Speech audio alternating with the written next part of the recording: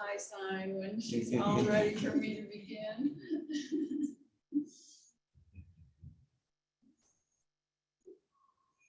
You all look so shiny this morning. It's an honor to be here. Are we good? Okay. Well, I'm really thrilled to be here.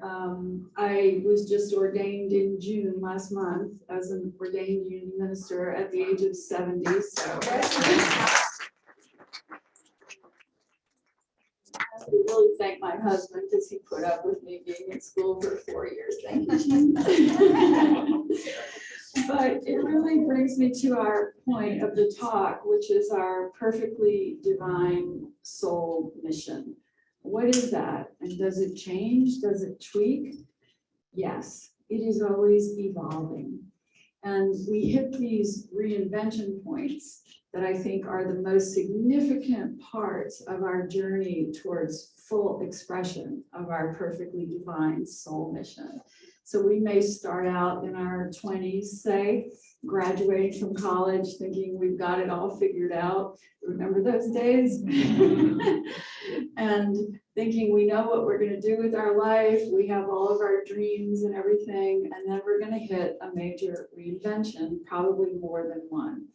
So I was just kind of drawn to share with you my big reinvention. And it's sort of the reason I'm here today as a union minister. I loved that you lit all the candles for every world religion. My journey has taken me to study every one of those world religions. And unity was with me the whole time. And let me explain why. In 1979, I was an outward bound mountaineering instructor in Colorado. I don't know if you've heard of that, but we led people up 14,000 foot peaks and we made them rock climb on sheer cliffs. I mean, I was way younger back then, but I did that with a bunch of very strong, talented mountaineers, some of whom went on to summit Everest, and very amazing people. And I met my first husband, Rev Frederick, at that time. And he was one of those mountaineers. He was very strong, very fit, and young. I was 28, 27, and he suddenly had some stomach problems, and then he was diagnosed with colon cancer, and a year later he died in my arms from colon cancer. I was 29. This, however, was my greatest moment of spiritual awakening. And I always say, if you've been through great loss, divine mother grief has touched your heart and urged you to grow. And that's what grief is. Grief is our greatest spiritual teacher if we allow it to open our heart. It's okay to cry. I'm a big crier. I'll help you cry too. My tissues. So when my husband died, I went through the stages of grief, as we all do, where I was just rageful at first, right? All my friends were getting married and having babies, and here I was 29 years old, and I just experienced the horrible suffering of my beautiful young mountaineering husband. And he had really suffered. This was way back in the 70s, before they didn't even have colonoscopies back then. So, and now I see it all very differently. I see that this was a soul agreement that Paul and I made together for our highest spiritual growth. And often those soul agreements are not pretty. Often the people who break our heart the most are our greatest teachers. Have you ever had any of those in your life? Yeah. And I'm also happy to say, I'm so thrilled to have beautiful Jean, my husband, who I've raised 2 kids with. So life cycles through again and again, and I'm so grateful. But as I began to try to make sense as a 29-year-old kid of what this meant, why had I experienced this? Why had he suffered? He was the best, kindest, sweetest, most loving man. I had to dig deep and ask those really hard questions. Who am I? Why am I still here? And where is he? And why can't I join him? Have any of you ever asked those questions? Yeah. Those are the best questions, because once we start asking those and really looking within, we begin to find who we really are and what our soul mission really is. And I discovered at that time that my primary soul mission is to be a spiritual helper. But first I had to understand spirituality, because I found myself at the young age of 30 with people coming up and asking for my advice with hard issues in life. Like I had been through something and I was still standing, and they were like, Sue, this just happened to me. And when people are coming up and asking for advice, you got to do some work on yourself so that you're helping them and not hurting them. So I turned to spirituality. I had grown up Catholic, and I had studied Theosophy, Native American spirituality. And then one of my good girlfriends in 1980 said, I think you might like this church over here called Unity of Boulder, because we lived in Boulder, Colorado. And Unity of Boulder is one of the longest standing churches in this country, run by the amazing Groverland family of ministers. And so I happened to just wander over there and hear the life-changing messages of unity principles and study Course in Miracles. How many of you have studied Course in Miracles? If you need your mind reset, you should study Course in Miracles. So as I went through that process, I also was very drawn at the same time to study Hindu and Buddhist meditation, because I kind of understood that the way Western culture meditates, they're still talking and thinking, and that you really got to get to this quieter place to hear your wisdom. And so I was very blessed to have a Hindu teacher outside of Boulder, Colorado for many years. And we did those crazy meditation things where you'd sit in silent meditation for a week. Oh my gosh. I look back on that and think, how on earth did I survive that? Like you couldn't even talk in the dining hall. It was like a week of total silence. That's when you really start listening to the God within you. That beautiful God consciousness that is in all of our hearts. And when we quiet the mind finally and shed all of those ideas of who we're supposed to be and who we are and who our parents want us to be and our friends want us to be,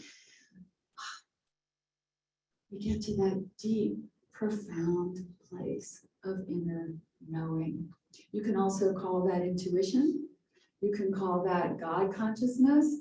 You can call it your perfectly divine soul wisdom.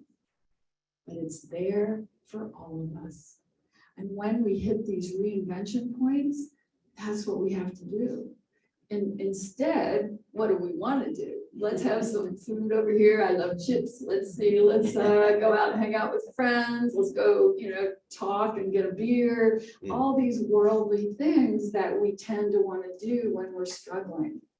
And yet none of those really serve us. I know potato chips don't for sure. I can bear witness to that. How many of you loved on some chips in 2020 when we all thought we were going to die? Oh, yeah. So I had to learn that, turning without was fun, but it didn't help me feel better. And so I became a devout meditator. And literally have meditated every day of my life since I was 30 and I'm 70, so 40 years. But I'm here to tell you that you don't have to make it hard. That turning within, if you do it right, and I'll give you a little example, it becomes the most wonderful, peaceful, graceful thing where if you're getting through the day and you feel off center, you just go, I gotta go sit down and meditate for a minute because I'm really not right. I'm off center. Because boy, will this physical world pull you off your center in a heartbeat? Oh yeah. So let's talk about that for a moment. I live in Scottsdale right now. There's a beetle invasion in Scottsdale. Are you guys having one? Yeah. I think those beetles are like trying to really pull me way off my center because they're showing up in my shower. So I really watched myself go kind of crazy with little details like that. Like, oh my God, there's more. And yet I have to go and recenter. And once I recenter through meditation, I can find my peace, at least for a little while, with the beetle invasion or with COVID or with all the other crazy things happening in our world right now. How many of you have struggled in these last few years? Yeah. I know, really? The question should be, has anybody had fun these last few years? Yeah, okay, tell us. But you know, these last few years have been so intense because collective consciousness is evolving more rapidly than ever before. So we are not allowed to like hang out anymore and not grow. And the growth, you can think of a rock tumbler, that's kind of how the growth has been, right? Because it's not like we're just sitting here having aha moments. Oh, I get it. Instead, maybe we're arguing with family members about politics, or we're over here trying to figure out how to get through COVID. It's all rock tumbling stuff. And what a rock tumbler does is it smooths off the rough edges. It polishes your soul. And you could really think of it, we've really been in a collective rock tumbler these last few years.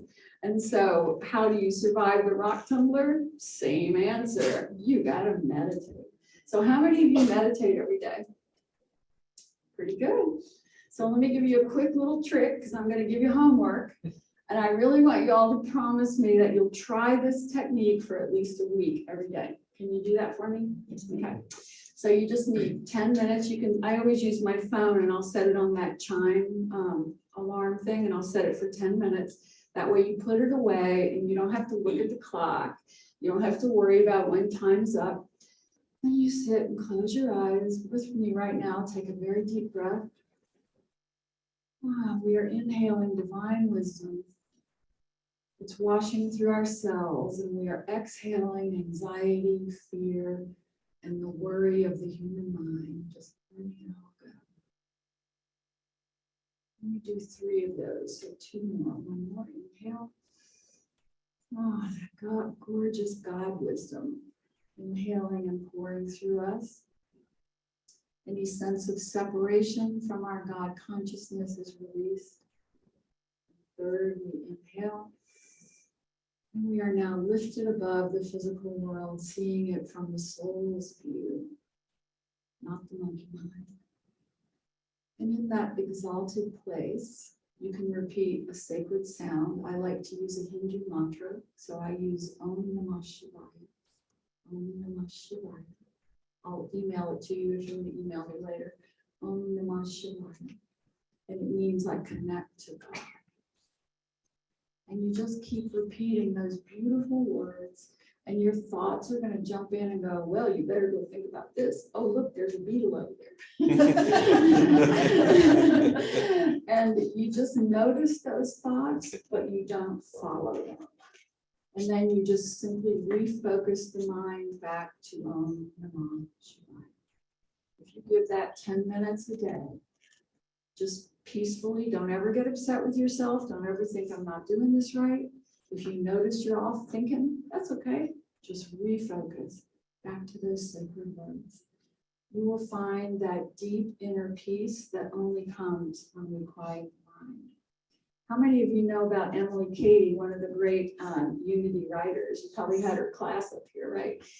In case you don't know, she was a writer in the late 1800s and really a spiritual teacher. And she was great friends with the founders of Unity.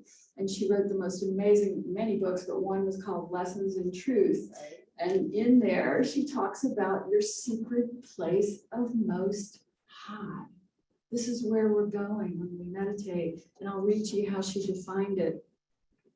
It is the point of mystical union between humans and God, wherein we know that God abides always at the center of our being. It's a place of meeting between the Christ at the center of your being and your own human consciousness. It's a hidden place into which no outside person can enter. That's the most beautiful, heart-opening understanding that you have a pure channel to God. You have a pure channel to God consciousness, no matter what you're facing, no matter what reinvention point you may be going through. The minute you turn within to that secret place of Most High and trust it and listen to it, you'll find the fuel, the love, the courage, the strength that you need to carry on. So you all gonna promise me 1 week? All right. So the reason I love to talk about Emily Cady is, there's not a whole lot of women honored as spiritual teachers, right? I don't want to sound radical or anything, but Emily Cady, especially in the Unity movement, if you ever go and read any of her books, she was talking about metaphysical principles that our world is still trying to catch up to understand. And one of the things she even writes about in her book is the importance of knowing yourself. And that brings us back to your perfectly divine soul mission. So there's many different ways to know thyself, and those ways change as we grow. Maybe when you were in your 20s, you did career tests, or maybe you've gone to therapy, or maybe you go for long walks in nature. You live in this beautiful cottonwood area, going hiking. Those are all ways to ask yourself those questions. Who am I really? But one of my favorites, I love alternative things. So since 1980, I've been studying numerology, because when Paul died, a numerologist came to work with me, and in an hour, she showed me that soul agreement I had with Paul that I explained to you, and about how we had made that for both of our highest good. And you might be asking, well, why did Paul go through that? Well, that's the question that took me 20 years to answer. So let me give you what I've come to about that. Why is the soul ever going to choose suffering? Because if we're divine beings, we don't have to suffer, correct? And yet, look around you. So many of us, even the best of us, go through cancer, go through all kinds of suffering. And that question really hung me up for a long time. And what I've come to is very evolved souls will sometimes choose, and you can even look at Jesus Christ as an example, a path of intense physical suffering, because it not only opens their heart and purifies them to be pure love beings with no more human angst in their hearts. And trust me, Paul, by the time he crossed over, he was a pure, loving, angelic being. And all my friends and people who died since then of cancer and illnesses like that, they've had the same experience. By the time they crossed over, their hearts lit up the whole room. I don't think my soul is brave enough to take that path. Honestly, I think I'll probably live to be 150 because I'm so stubborn.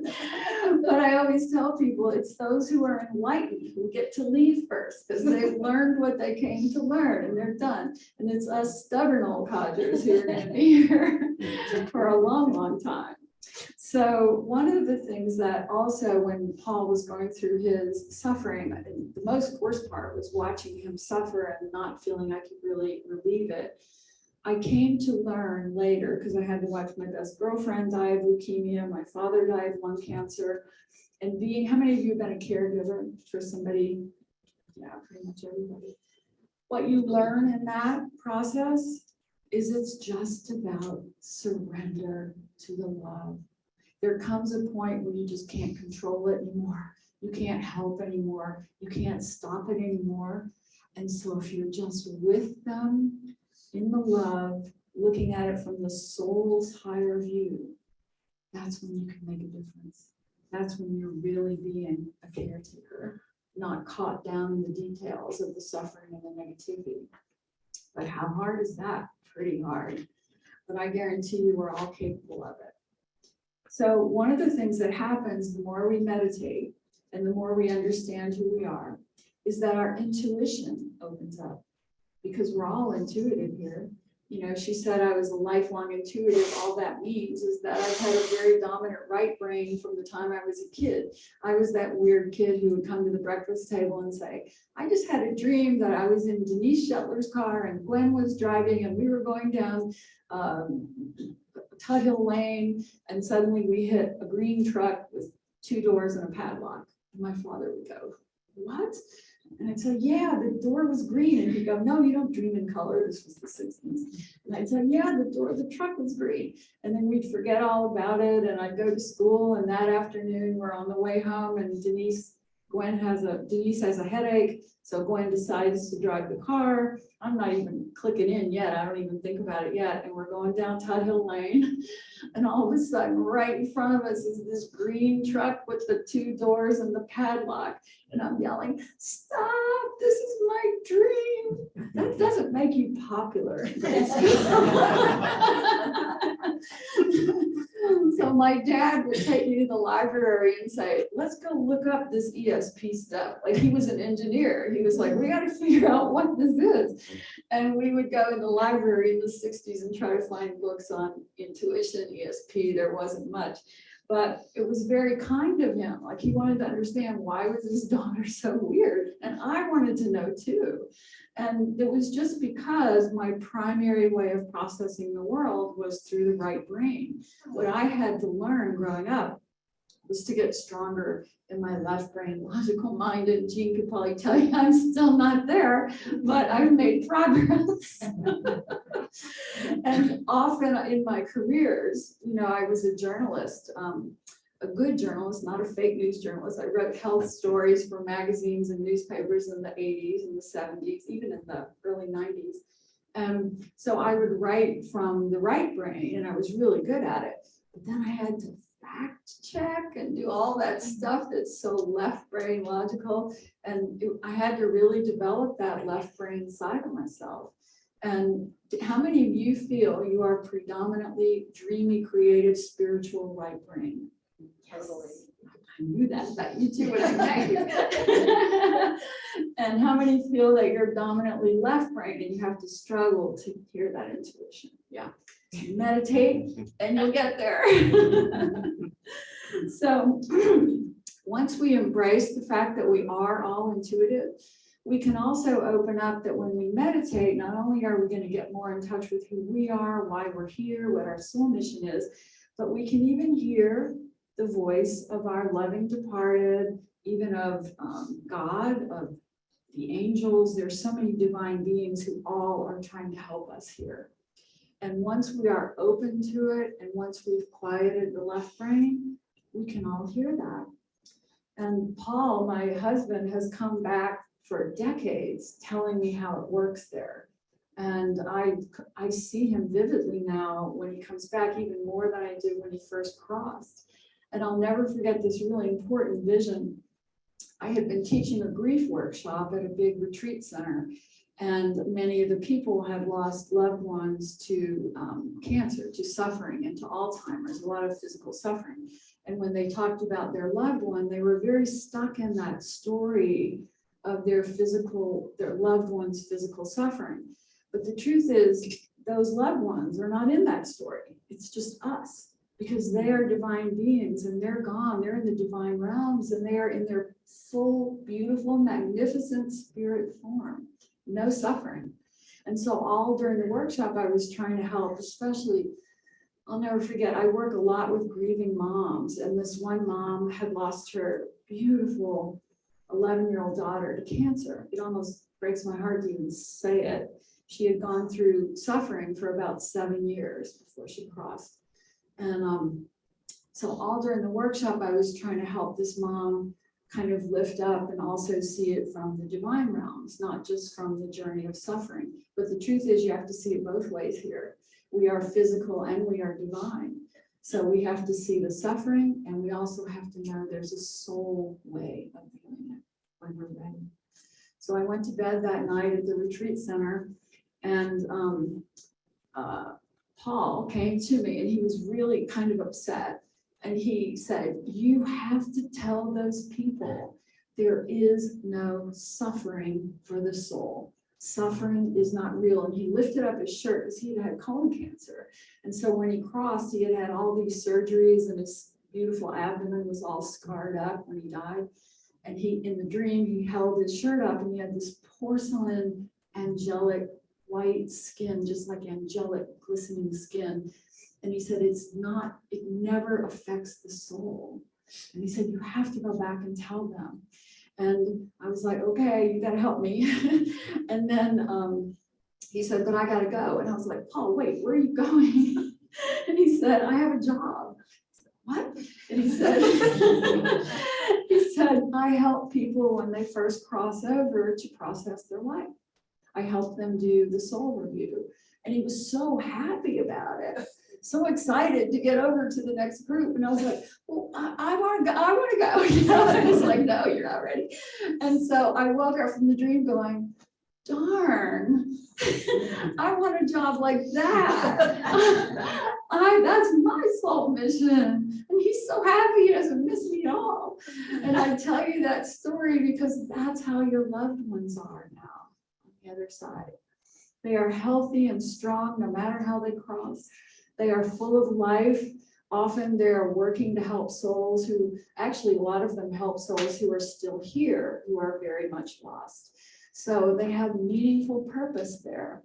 The hard part of life, people, is here on this earthly realm. This is where we forget who we are, where we lose our purpose. So what time is it? How much time do I have here? Okay, good. So I just wanted to kind of bring it back around to your soul mission. And the reason that this all applies to your soul mission is that you may have hit bumps in the road where you've forgotten who you are. How many of you have experienced that? Yeah. And yet that soul mission within you is still pulsing like a beacon of light. And it says, wait, don't go hide from the world. You have a gift of inspiration for people. You have a gift of compassion for people. You have a gift of wisdom. Step up and share those. That is your mission. That is your purpose, no matter how lost you may feel. Do you remember my favorite quote in what I believe Jesus said about soul missions? I'll read it to you. In Matthew 5, Jesus said, "You are the light of the world. A city built on a hill cannot be hid. No one, after lighting a lamp, puts it under a bushel basket, but on the lampstand where it gives light to all in the world." This is you. You've never done anything wrong. Your soul mission is perfectly unfolding as it should, in divine order for your life. You've made no mistakes. You've learned everything you've needed to learn here, and it's still unfolding. Don't ever let your grief, your guilt, your self-doubt, your anxiety make you think you have no purpose. Your purpose is stronger and stronger as you grow and evolve. So use that light that is the essence of you. Dust it off when it gets dusty from fear, anxiety, grief, and guilt. Realign with your heart's wisdom through quiet, through meditation, through Emily Katie's secret place of Most High. And know that the soul mission even gets better. And I'll explain. You might have started in your 20s doing some decent work. I was doing some career counseling and some guiding people up mountains to overcome fears. But as I grew and evolved, my work got more and more spiritual and deeper and alternative. And I was just wanting to be loved. It was really scary to say, hey, I'm an intuitive numerologist. Like my dad was an engineer. Like, you don't say that. That's not how you make a living. But I've learned that you have to stand up for your truth and be who you are. And the great irony is that when you do that, people love you more than ever. They sense your authenticness. And if they resonate with your truth, they will be in your life and your heart forever. There is no need to ever feel you have to fit in. I wrote a book in 2008 called I See Your Dream Job. And I just want to read the essence of that book. You didn't come here to be someone else or to hide behind anyone. You came to be you, laden with gifts and blessed with challenges. Laden with gifts and blessed with challenges. Those challenges are our spark. They wake us up. They make us ask those important questions. And that's how you find the next level of your true work and your perfectly defined soul mission. Thank you so much.